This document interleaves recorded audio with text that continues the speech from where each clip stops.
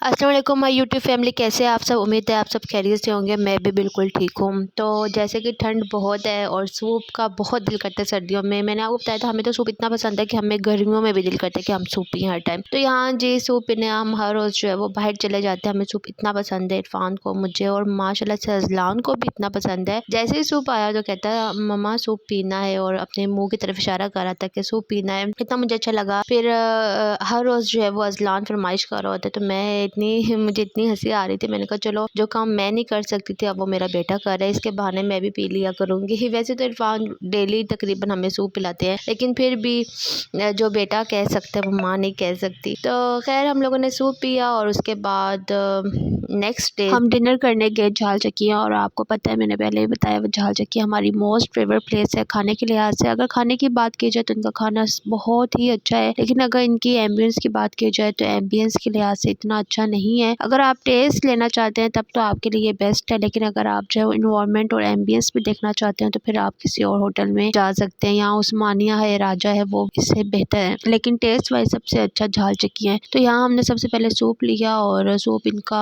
ज़रा भी अच्छा नहीं था। इसमें उन्होंने ग्रीन जो है वो चटनी डाली हुई थी, तो मुझे वो समझ नहीं आई ये कौन सा कॉम्बिनेशन है जो ग्रीन चटनी ऊपर डाली जाती है, वो भी सूप में, तो ज़रा भी मुझे अच्छा नहीं लगा। और दूसरा ये कि अगर इस एरिया में अगर आप सूप पीना चाहते हो तो सबसे बेस्ट जो सूप है वो बट कढ़ाई का है और सेकंड नंबर पे पीसी का है। बाकी मैंने हर जगह का ट्राई किया है, कहीं का भी अच्छा सूप नहीं है। और बस यहाँ पे हम लोग सूप पहले हमने इतनी दफ़ा देखा कि ये बना कैसे हुआ है, इसके ऊपर क्या क्या सॉसेस डाली हुई हैं, तब जाके हमने पिया। उसके बाद हमने चिकन टिक्का फ्राई जो है वो ऑर्डर की थी। ये इनकी बेस्टेस्ट जो है वो कढ़ाई है जो हमें बहुत ज़्यादा पसंद है। हम 3 या 4 टिक्कों के साथ ये लेते हैं तो हम पे एनफ होती है। इवन हम लोग घर बचा के भी ले जाते हैं, पैक करवा लेते हैं, तो 3 टिक्कों के साथ ये एनफ रहती है 2 बंदों के लिए। और अज़लान तो वैसे ही दही से खाता है। अच्छा ये नेक्स्ट डे जो है वो संडे था, तो संडे को मेरी जो सिस्टर इन लॉ है उसकी मंगनी थी, उसके ससुराल वाले आए हुए थे उसकी चीज़ें लेकर, तो मैंने सोचा कि आप लोगों के साथ वो भी शेयर कर लूँ। सिंपल सी मंगनी थी, कोई इतना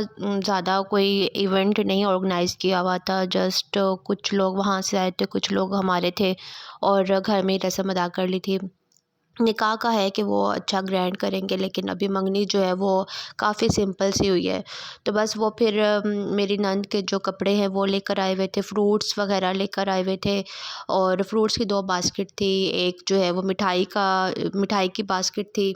ये जो पिंक सूट आपको नज़र आ रहा है ये उसी वक्त मंगनी पे इन्होंने पहनना था, तो वैसे वो रेडी हुई हुई थी। जस्ट उसने जो है वो कपड़े चेंज किए, ये मंगनी वाला ड्रेस पहना, नेट पे था सारा, ऊपर काम हुआ हुआ था। साथ ये कुछ ड्रेसेस लेकर आए थे, साथ ये सारा जो है कॉस्मेटिक का सामान था। इसमें काफ़ी चीज़ें थी, वो मैंने इतनी नोट नहीं की, बस जो वीडियो में आ रहा था मैं भी अभी देख रही हूँ, उस वक्त बस मैं वीडियो ही बना रही थी। ये 2 बास्केट थी फ्रूट्स की, एक मिठाई की थी, बाकी सारा जो कॉस्मेटिक का सामान है इस बॉक्स में था। बहुत सी छोटी मोटी बहुत सी चीज़ें थी जो औरतों की होती हैं, ज़रूरियात की चीज़ें। और साथ जो है वो 2 शूज़ थे, 2 थे, हाँ आई थिंक 2 ही थे। और एक जो शूज़ था वो उस मैक्सी के साथ था जो उस टाइम उसने वेयर करना था। और बस ये सारा जो है वो सामान था। इतना मज़ा आता है जब ससुराल वाले चीज़ें लेकर आते हैं, हालांकि वो चीज़ें हम पहले भी यूज़ कर ही रहे होते हैं, हमारे पास सारी चीज़ें होती हैं, लेकिन जो ससुराल वाले लेकर आते हैं उसका तो मज़ा ही और होता है। और बस यहाँ पे जो है वो रिंग शो कर रहे थे, उन्होंने रिंग भी ऊपर रख दी थी, रिंग भी अच्छी थी, काफ़ी बड़ी सी थी। And it's all about engagement.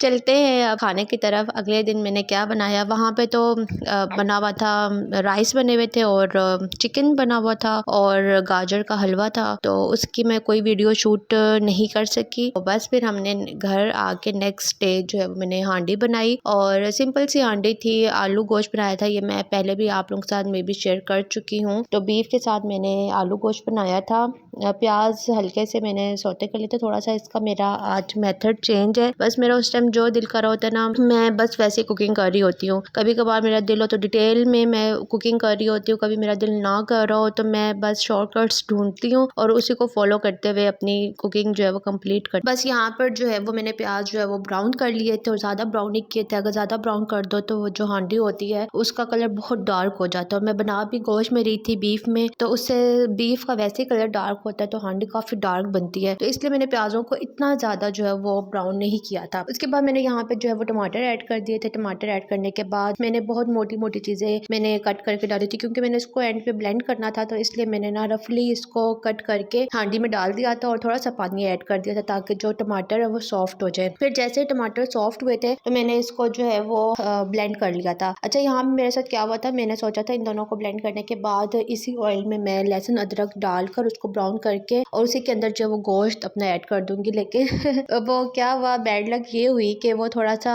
जलने लग गया। और फिर मुझे ये था कि मेरी हांडी अब ज़्यादा, अगर वैसे तो होता तो मैं इसको कवर अप कर लेती, लेकिन मुझे ये था कि हांडी ज़्यादा डार्क ना हो जाए, तो मैंने इसका सारा जो है वो ऑयल साइड पे कर दिया और इसका जो जितना भी वो जहाँ से जला हुआ था वो अच्छे तरीके से धोकर दोबारा से मैंने इसको चूल्हे पे चढ़ाया और दोबारा से लहसुन अदरक इसमें डाला। तो कोई भी परफेक्ट नहीं होता, ये चीज़ें भी अपने ब्लेंडर भी बताने चाहिए। ये चाहती तो मैं कट कर सकती थी, लेकिन मैंने कट नहीं किया, जो है वो है। और ब्लेंडर तो किसी से भी हो सकता है, कोई भी परफेक्ट नहीं होता। तो यहाँ पे मेरे से ब्लेंडर हुआ, लेकिन कवर अप किया जा सकता है, जाहिर सी बात है। यहाँ पे कुकर जो है मैंने अच्छे तरीके से वॉश कर लिया था और उसमें लहसुन अदरक का पेस्ट डाला था और दोबारा से उसको मैंने थोड़ा सा फ्राई किया था और उसके अंदर जो गोश्त है वो ऐड कर दिया था। तो मेरा ये सारा काम जो है वो परफेक्टली अब हो चुका था। और उसके बाद मैंने बीफ ऐड कर दिया था और बीफ को मैंने अच्छे तरीके से लहसुन अदरक के साथ जो है वो अच्छे तरीके से फ्राई कर लिया था। अच्छा, ये वाला प्रोसेस मैं इसलिए करती हूँ ताकि गोश्त की जो भी स्मेल वगैरह है वो लहसुन अदरक के साथ जो है वो मिलकर ख़त्म हो जाए, क्योंकि अगर मैं लहसुन अदरक उसी मसाले में डाल देती तो गोश्त की भुनाई उसके साथ होनी नहीं थी। तो इसलिए मैंने गोश्त की जो भुनाई है वो लहसुन अदरक के पेस्ट के साथ किया, ताकि जितनी भी स्मेल है वो लहसुन अदरक के पेस्ट के साथ ख़त्म हो जाए। वैसे भी गोश्त वाली जो हांडियाँ होती है उसमें लहसुन अदरक का जो पेस्ट है वो डलता भी ज़्यादा है, ताकि जो गोश्त की स्मेल है अपनी, या तो हल्दी ज़्यादा डलती है या लहसुन अदरक का पेस्ट है वो ज़्यादा डलता है, ताकि जो गोश्त की स्मेल है वो ख़त्म हो सके। बस यहाँ पे जो प्याज और टमाटर का मिक्सचर था वो मैंने ब्लेंड कर लिया था और मैंने इस पॉइंट पे आके उसको भी डाल दिया था जब मुझे लगा कि गोश्त की जो स्मेल है वो ख़त्म हो चुकी है, कि गोश्त ने अपना कलर जो है वो चेंज कर लिया है। तो उस पॉइंट पे जो है वो मैंने अपनी ये जो पेस्ट मैंने बना के रखा था वो मैंने ऐड कर दिया था। इससे हांडी बहुत ही आसान हो जाती है, बहुत जल्दी बन जाती है। तो साथ ही मैंने थोड़ा सा पानी भी ऐड कर दिया था और पानी अब डालना भी है क्योंकि गोश्त को गलने के लिए थोड़ा सा टाइम लगेगा। तो मैंने इसको जो है वो 15 मिनट कुकर में इसको किया था, तो बड़ा अच्छा सा टेंडर हो गया था, क्योंकि बाद में थोड़ा सा इसने आलू के साथ भी पकना होता है, इसलिए मैंने थोड़ी सी कसर रखी थी। इसके साथ ही मैंने इसमें नमक, सुरख मिर्च, हल्दी, सूखा धनिया, गरम मसाला, भुना हुआ जीरा, ये सारे स्पाइसेस जो है वो ऐड कर दिए थे। तो बस जो बेसिक स्पाइसेस है वही ऐड किए थे। मैं कोई कौरमा मसाला या कोई भी आलू गोश्त वाला मसाला पैकेट वाला यूज़ नहीं करती। इसी से हांडी बहुत ही अच्छी बन जाती है। बस आपका बुनाई का तरीका अच्छा होना चाहिए और आपका जो है वो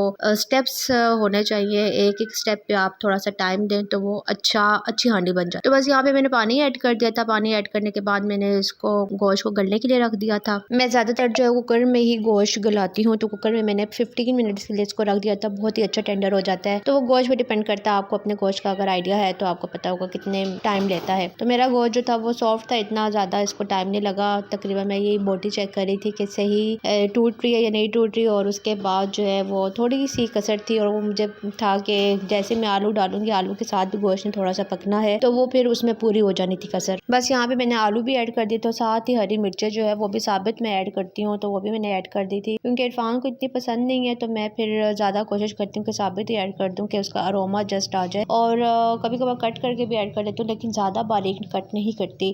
तो यहाँ पे मैंने साथ ही जो है वो पानी भी ऐड कर दिया था, ताकि जो है वो अब आलू अच्छे से गल जाए। और फिर मैंने काफ़ी देर इसको पकने दिया था। जैसे ही पक गया था काली मिर्च ऐड कर दी थी, और अगर हरा धनिया हो तो क्या ही बात है। हरा धनिया मेरे पास था नहीं, आपके पास है तो लाजमी ऐड करें। और हरा धनिया मैं इतना रखती नहीं हूँ क्योंकि वो बहुत जल्दी ख़राब हो जाता है। मैं आपको पहले ही बताया था एक घर में ऐसी चीज़ें रखी हुई हैं जो ख़राब ना, क्योंकि मैंने कभी कभार यहाँ पे आना होता है, घर पे काम चल रहा है, ज़्यादातर मैं अम्मी के घर ही होती हूँ। ये है इसकी फाइनल लुक। और आप भी इसको खाएं, राइस के साथ खाएं, नान के साथ खाएं, रोटी के साथ खाएं, बहुत ही मज़े का होता है भी पाकिस्तान का कौमी सालन। तो हर किसी घर में गोश्त के साथ, बीफ के साथ, चिकन के साथ ये बनता ही है, बहुत ही मज़े का लगता है। तो आप इसको लाजमी ट्राई कीजिएगा और मुझे अपनी फीडबैक लाजमी दीजिएगा। मिलूंगी आपसे अपने नेक्स्ट व्लॉग में, तब तक के लिए मुझे दें इजाज़त। अल्लाह हाफिज़।